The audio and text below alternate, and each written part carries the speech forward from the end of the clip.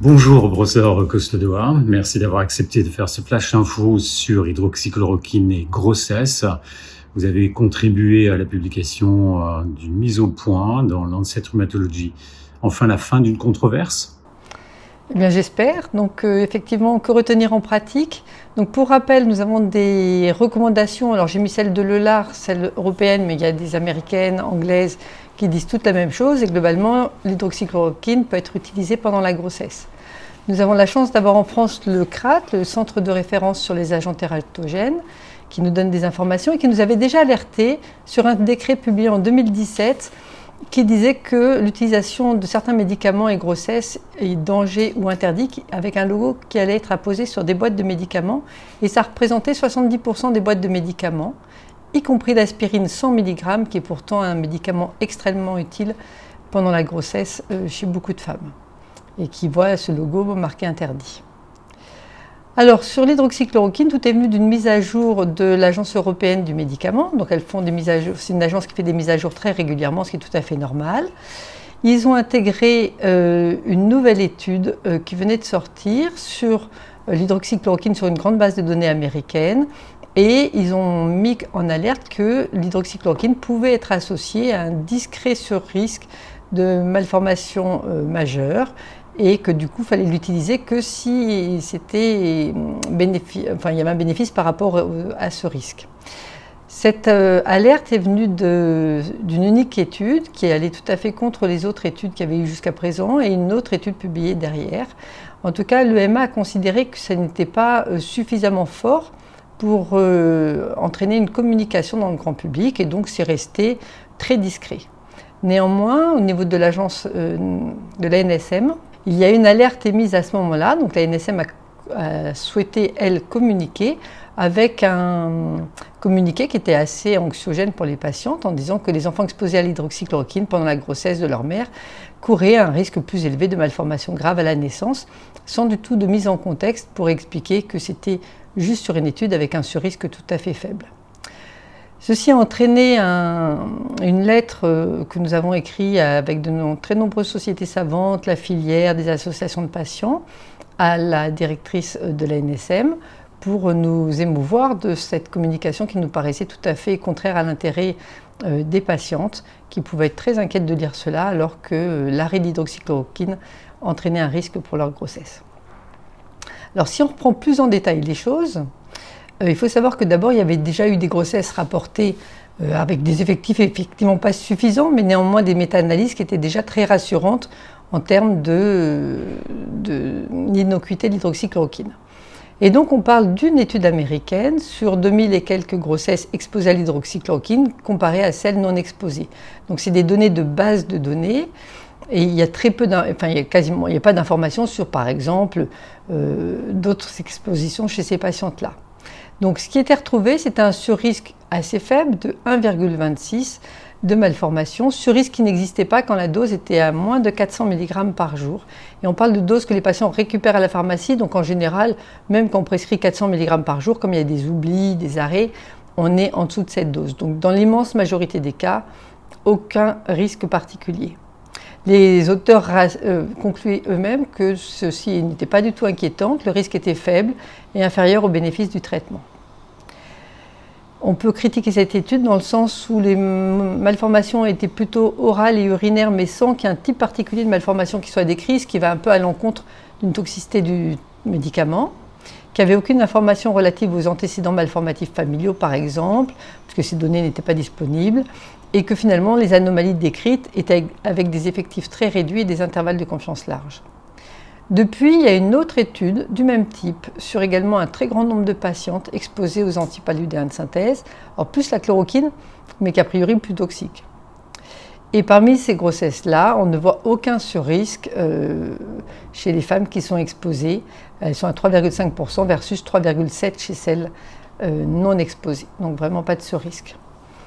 Donc nous avons conclu dans notre courrier à l'ANSM qu'il aurait été plus approprié d'écrire quelque chose comme « Les enfants exposés à l'hydroxychloroquine pendant la grossesse de leur mère pourrait, selon une étude américaine, être exposé à un risque légèrement plus élevé de malformation à la naissance.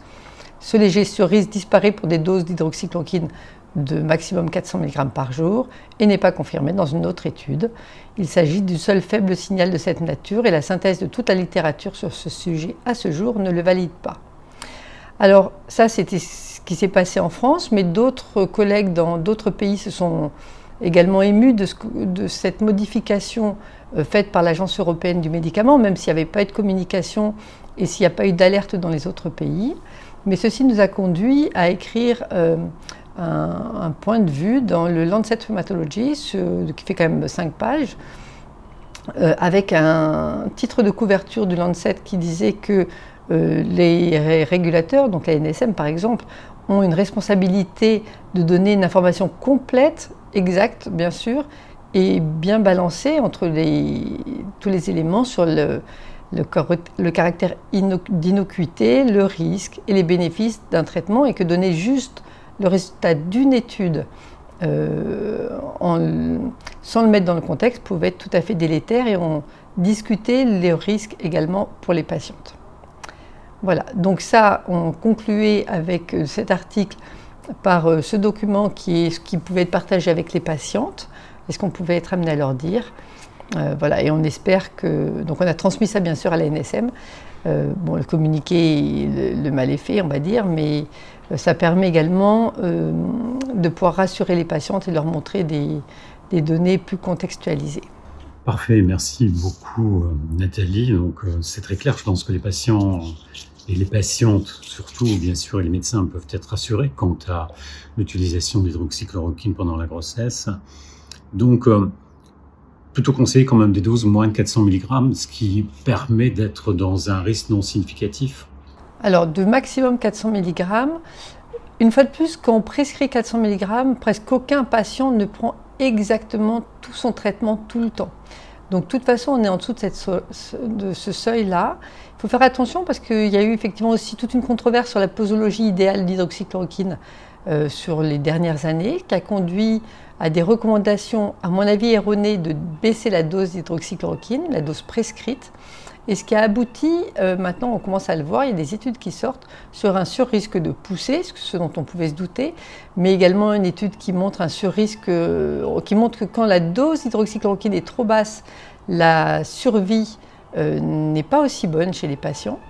Et donc il y a un peu un retour de manivelle, on va dire, sur le fait que finalement, c'est peut-être pas une si bonne idée de baisser les doses, parce que tous les bénéfices qu'on a montrés de l'hydroxychloroquine en termes de poussée, de prévention du diabète, etc., et d'amélioration de la survie ont été montrés avec des doses plus élevées.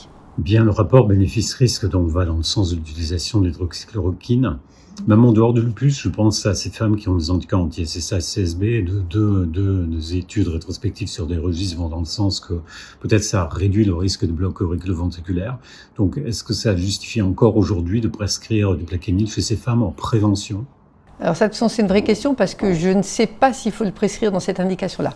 Les femmes qui ont eu déjà un enfant avec un bloc auriculoventriculaire lié à cet anticorps anti-SSA ont un risque de récidive qui était historiquement estimé autour de 15-20% et qui, dans une étude prospective, est réduit à moins de 10% sous hydroxychloroquine. Donc un possible effet, ou un probable effet, selon comment on étudie ça, de réduction de ce bloc auriculoventriculaire. Donc chez ces femmes-là, il n'y a pas de discussion, je pense qu'il faut le donner.